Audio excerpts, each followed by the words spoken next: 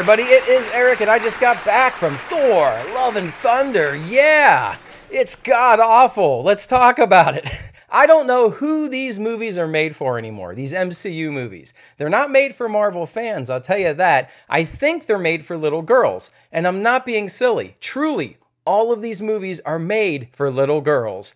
Whether you call it Love and Thunder, Dumb and Dumber, Love and Blunder, Woke and Plunder, I'm just going to refer to it as god-awful. This is going to be a spoiler review.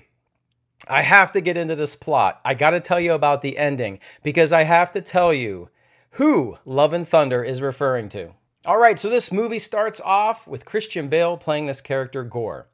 And Gore looks nothing like he should. He's a lot cooler looking in the comics, but basically Christian Bale's just bald and has a lot of white makeup, and sometimes he has scary eyes. So I'm not a big fan of the design. But Christian Bale is holding his daughter on his dying planet. There is no food. His daughter's dying. He's praying to the gods for help, and the gods don't help. And then just a couple moments later, there's an oasis, and Christian Bale walks into it, and he finds his God. And his God basically says, I don't have to save you. I don't save you. You just pray to me. I use you. And by the way, there is no afterlife. And Gore gets pretty upset and just so happens to find the Necro Sword, which we're told is the only weapon that kills gods. I mean, I don't know. Loki's got a couple knives that he seems to try to kill gods with. I don't know. There's the Necro Sword that kills gods. It's just right there. So Gore picks up the sword and kills his god, and he's not done with that. He says, I'm going to kill all gods. All right, and then we catch up with Jane Foster, played by Natalie Portman, and she is suffering from stage 4 cancer. So yeah, this movie starts off with children dying and stage 4 cancer. Good stuff.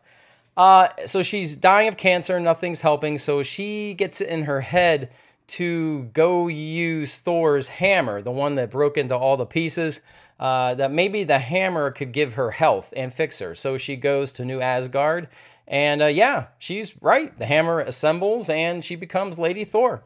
But there's a catch. All right, and then we catch up with Thor, right? It's his movie. Ooh, I don't know about that. And he is with the Guardians of the Galaxy, and they're kind of fighting people. But he's still lost, and he's very lonely, and he's still trying to find himself. Again, yeah. Gore eventually attacks New Asgard and kidnaps the children, the Asgardian children. And so we have Thor, Lady Thor, and Valkyrie all on an adventure to save the children. All right, also along the way, our heroes are going to bump into Russell Crowe, who's playing Zeus. He gives a good performance, although Zeus is a little wacky. They're going to kill Zeus, and they're going to steal his Thunderbolt. And then they're going to fight Gore and lose. And they're also going to lose Stormbreaker. They're going to leave Stormbreaker behind. And then Jane Foster figures out that Gore really doesn't want to kill Thor. He needs Stormbreaker because it's the key that will open up the door to eternity. A being, a powerful being that can grant your wish. And Gore's going to wish for his daughter to come back.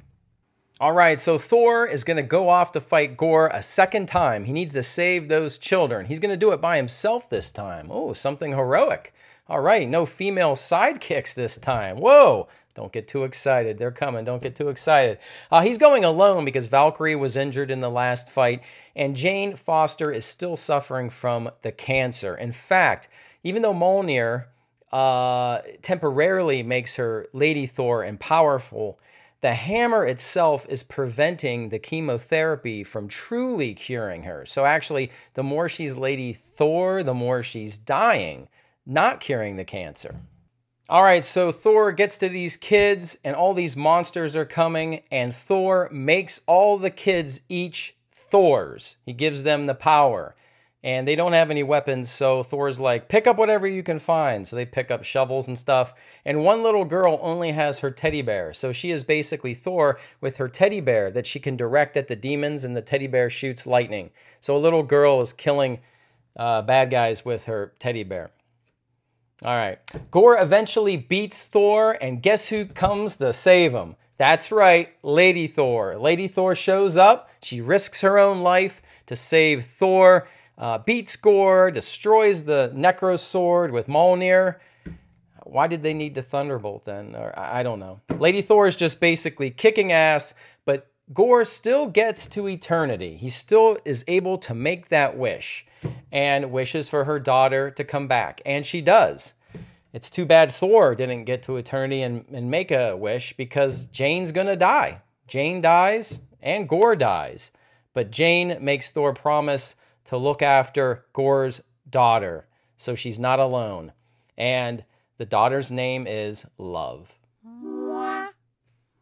So there you have it. We have Love, who's Gorr's daughter, and Thunder, who is Thor. We're told they are Love and Thunder, the new dynamic duo coming to us from the MCU. Thank you, MCU. We have Thor as a single dad now in a situational comedy with this little girl who gets to wield Stormbreaker and go to battle. I mean, she's like 10 years old, and she's like going into battle with Thor and killing monsters. We're shown this in the film.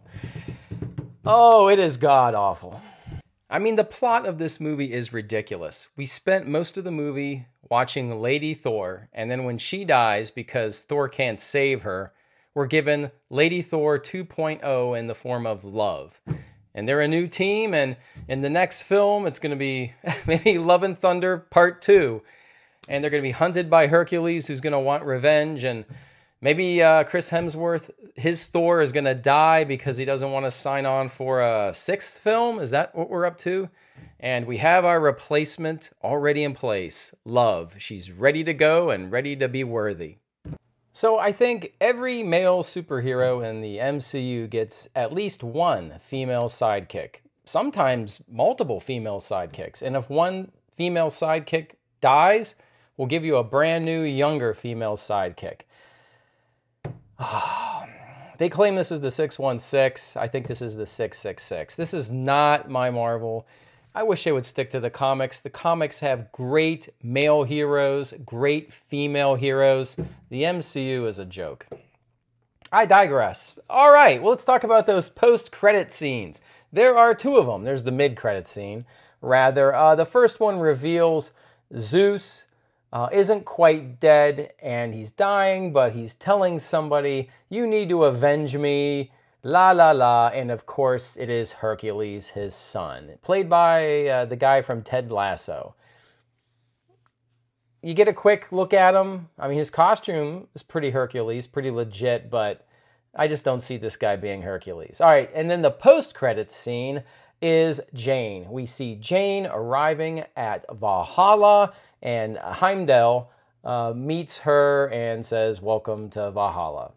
All right, but the biggest problem with this movie is there's so much dialogue, nobody shuts up, there's an attempt at a joke every 2 seconds, no lie, and 99% of the humor falls flat, just straight up fails. So it's really, really distracting, and there are no stakes as a result, and there is no drama as a result. I'll give you a couple of examples of this lame humor. When they go to meet all the gods and Zeus, they show you various gods, and one is a god, the god of dumplings. Dumplings. And they show like a little dumpling, little dough dumpling with eyes. You see it, and then on to the next joke. Valkyrie is showing Lady Thor some of her weapons, her sword, her daggers, and then she pulls out, which looks like a grenade, and she activates it, and it's pulsating, and Lady Thor goes, oh, that's a grenade, and then Valkyrie goes, oh, no, it's just a portable speaker, and she hits the button, and a song plays, and then she dances, and I don't know, does Lady Thor dance? I don't know, but it's just dumb. All right, so I really like Thor Ragnarok. There's an action scene in the beginning of that movie, and there's an action scene in the beginning of Love and Thunder. One works, Ragnarok, and in this movie, it doesn't work, and it's really bad. All right, so in Ragnarok, we got Thor in front of Surtur, and there's these demons coming, and we get the Immigrant Song by Led Zeppelin, and he's twirling the hammer, and the hammer's flying around. It's really cool. It looks cool. The music is cool. All right, adrenaline, good job. Now, in Love and Thunder, he's with the Guardians of the Galaxy, but Thor has to go off and handle things on his own. So they start playing Welcome to the Jungle. It's not as cool as the Immigrant Song. But anyway, Thor goes out there with Stormbreaker starts shooting lightning, blowing up these speeder bikes that Ewoks are riding. And then at one point, he does a split, you know, like Jean-Claude Van Damme in the Volvo commercial to the song Only Time. I'm not joking. There's a nod to that because they play that song Only Time during this fight. So Thor is holding a split in midair, legs split, keeping a speeder bike at bay on both of his sides and holding it there as sort of a joke to the music. And that's the opening of this movie. Like, Ragnarok is cool, and Love and Thunder is not cool. All right, so the other problem with this movie is Thor himself. He's just too silly. He's only used for comedic relief. Whenever Christian Bale is not in this film, it feels like an unfunny situational comedy. That is the truth. It's not hyperbole. The silliness takes away from the stakes, the drama. In fact, there is no chemistry between Thor and Lady Thor at all. Taika Waititi usually does a great job blending really heavy drama with comedy, but he just misses the mark here. Whenever the kids were kidnapped, that should be a very serious moment, and our heroes should get organized and get sober and serious. But right after that moment, we have Thor, who's awkward and weak and shy, catching up with his lost love, Lady Thor. And it's just an awkward transition. It doesn't work. And often Thor is yearning after his former hammer that they kind of refer to as an ex-girlfriend, along with his real ex-girlfriend. He's just always the butt of every joke, of every gag. I can't remember if I mentioned the action, but the action is nothing special. We have our heroes in costumes, and they're in front of green screens again, and they're shooting magic at each other again. And a lot of this is getting stale. It's all stale. We've seen it before. There's nothing new. I don't think I feel like my heroes are ever in danger when I'm watching the choreography or they're getting shot at by computer graphic magic. It's just, they have to change things. They have to get things back to the cities, to the streets, to the night. I don't know. We need more Daredevil. We need more Luke Cage, more Punisher. Things we can relate to, because this action is very stale. All right, so Eric, what did you like about Thor, Gor's daughter, and Thunder, if anything? All right, I'll say this. Even though Gorr is not the Gorr from the comics, a totally new character with a totally new daughter that's totally made up for this movie, Christian Bale is giving it his all. He is giving a performance that at times is very creepy. So he's going for it. So Christian Bale, good job.